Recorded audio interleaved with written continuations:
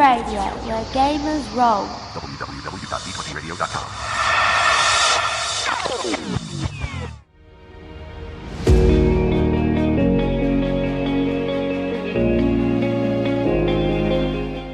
Hi everyone, you're listening to Prime by Cortex. I'm your host and reviewer today, Kirby, and in this episode, I'll be giving my review of Tales of Xadia. Right off the bat, I'll tell you whether it's worth a buy, then I'll go over what's in the book as a whole, though not necessarily in great mechanical depth like some of these episodes.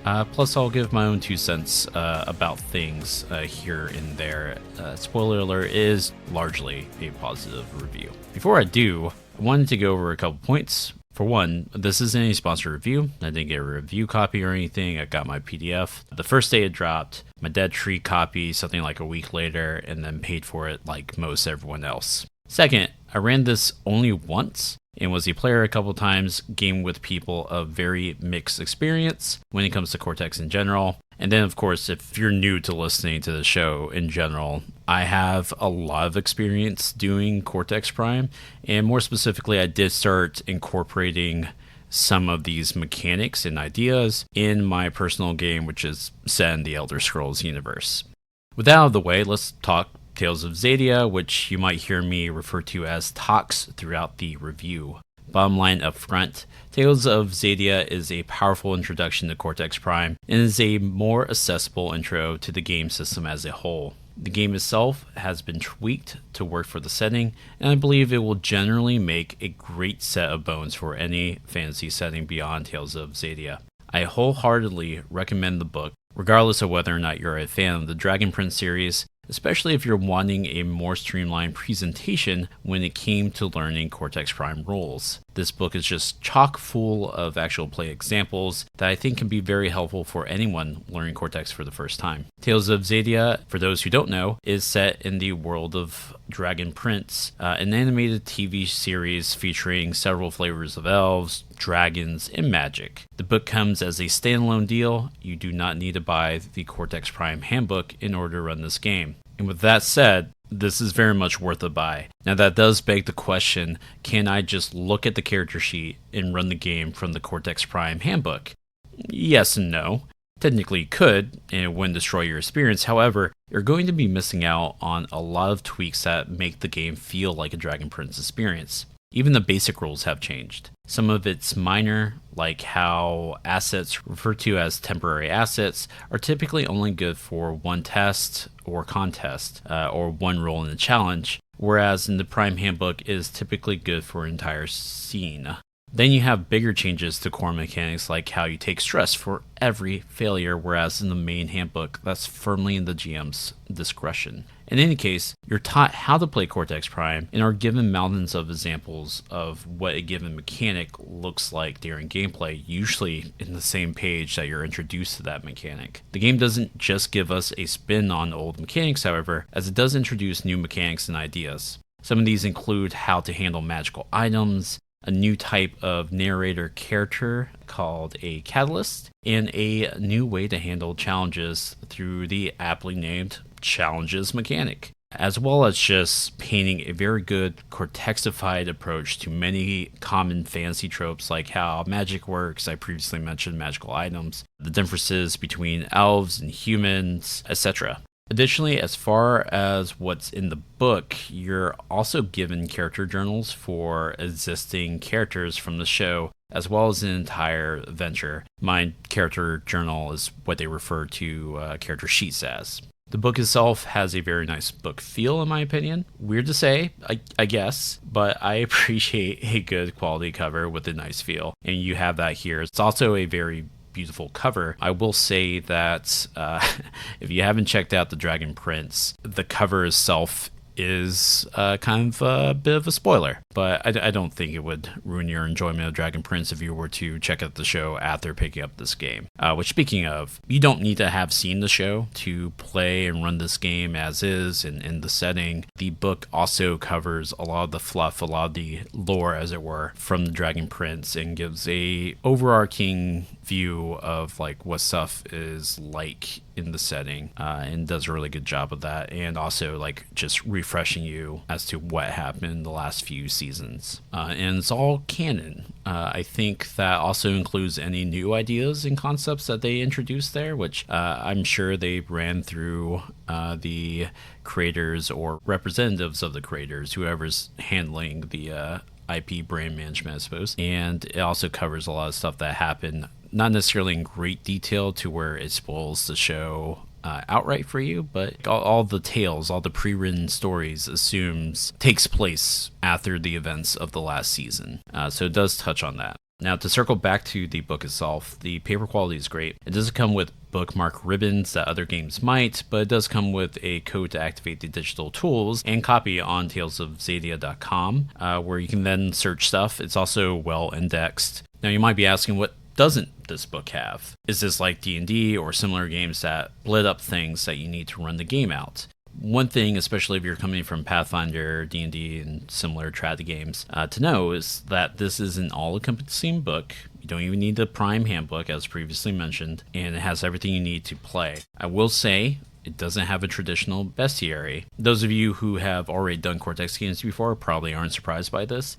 You don't have stat blocks here. There's no whole chapter where it's just a bunch of statistics for various monsters or NPCs. That said, there are pages and pages of NPCs and creatures in the world of Xadia. It just doesn't necessarily give you traits or any particular special effects unless they're catalysts. But let's talk about that for a minute. So there is a character binary here, which does take me to the most ever slightest critique about the game, which I'll get to here in a minute, but you only have minor characters or catalysts. Technically, challenges with a capital C fits in the middle here too. So although the book talks about all these different creatures you might find in Xadia, your minor characters, as they are in regular Cortex handbooks, only comes with a couple of traits. If you want a fuller journal, a fuller character sheet as it were, you're then dealing with catalysts, which are characters who have a sheet that's like a player characters, except they replace all attributes with a single shifting catalyst die. That doesn't necessarily mean that you couldn't have a catalyst that is a big monster to plop down in front of the players, but catalysts are characters that are meant to be interacted with. If you really want to see the full beauty of it, would be a recurring character type.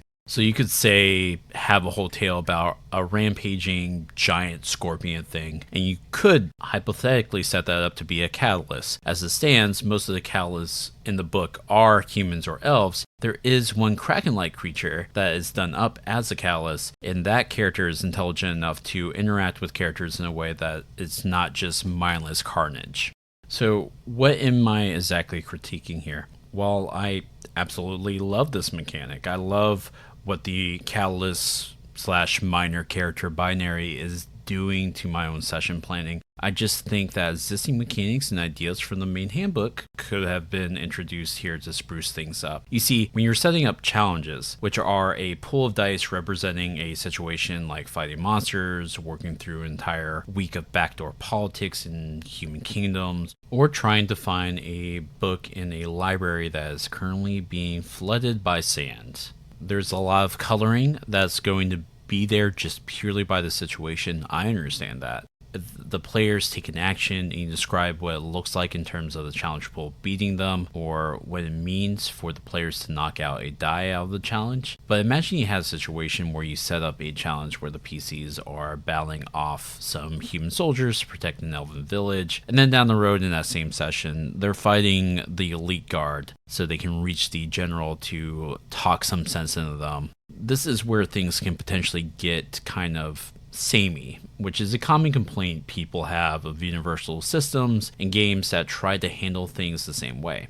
It's here where I would love to see a formal introduction in the Talks book for scene distinctions or special effects unique to the scene or challenge to allow for a twist. These are ideas that are already in the Cortex Prime Handbook, and I think it would have just been a nice little cherry on top of an already great action-oriented mechanic. And like I said, that is perhaps my only critique that I can think of for the Talks presentation of Cortex. Not a big deal at all. Now, what about the other things in the book?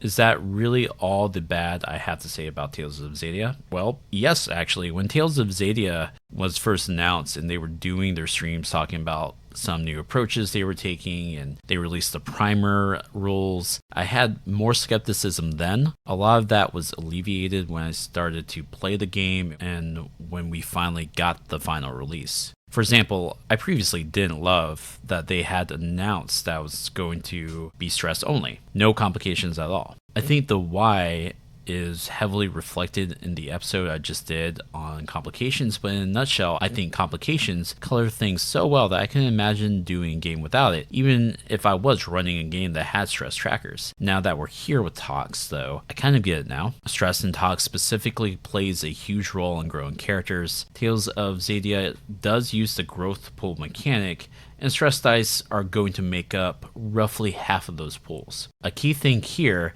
is that you only get stress as growth dice if another character helps you recover that stress, and I think that's just beautiful, to be honest. Imagine you're rocking angry stress. You're trying to take care of it on your own by practicing against a dummy. You're whacking it with the sword, and you failed your own recovery roll. Because you can still make your own recovery roll, you just can't grow from that.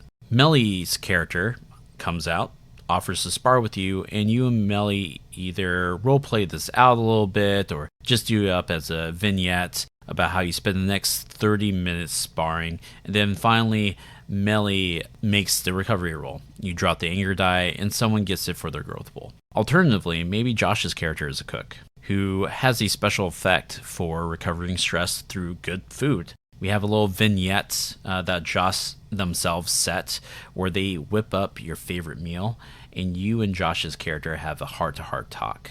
And then a recovery roll happens. In either case, we have this beautiful and what I think is an organic moment happen that doesn't always happen at a lot of tables. Because let's be frank, having growth and stress and no complications just all kind of feeds into developing that naturally. A player can look at their neighbor's sheet, and when you all are around the campfire or at a nice tavern, and the narrator asks, "What do we do now?"